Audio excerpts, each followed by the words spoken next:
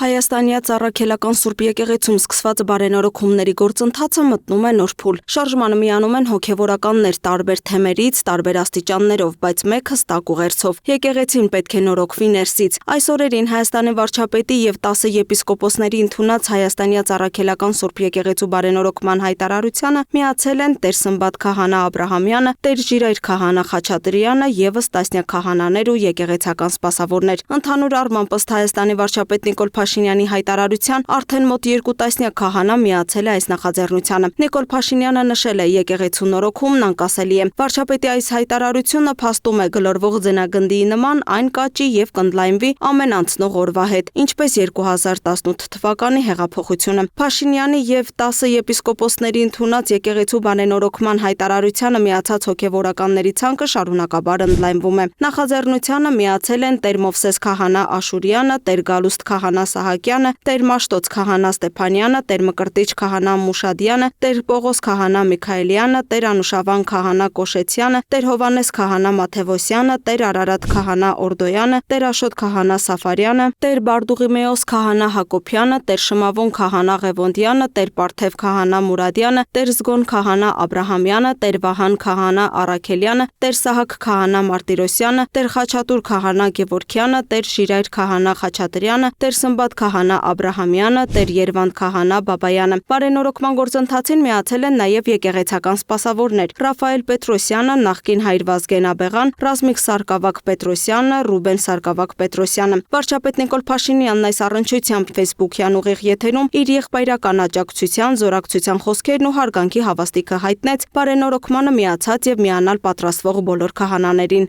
Ողջունում եմ այս հայտարարությունները եւ քահանա հայրեր, ես ուզում եմ ուղիղ ձեզ դիմել եւ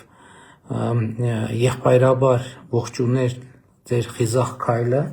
Ես անկալում եմ որպես ձեր անսասան հավատարմության արտահայտություն մեր Տեր եւ Փրկիչ Հիսուս Քրիստոսին, Հայաստանյաց առաքելական Սուրբ եկեղեցուն, Հայաստանի Հանրապետությանը եւ ուզում եմ այս խիզախ քայլի համար շնորհակալություն հայտնել բոլորիդ եւ ուզում եմ ասել, որ մենք իմ ամբողջ աջակցությունը ունեք, Հայաստանի Հանրապետության կառավարության աջակցությունը ունեք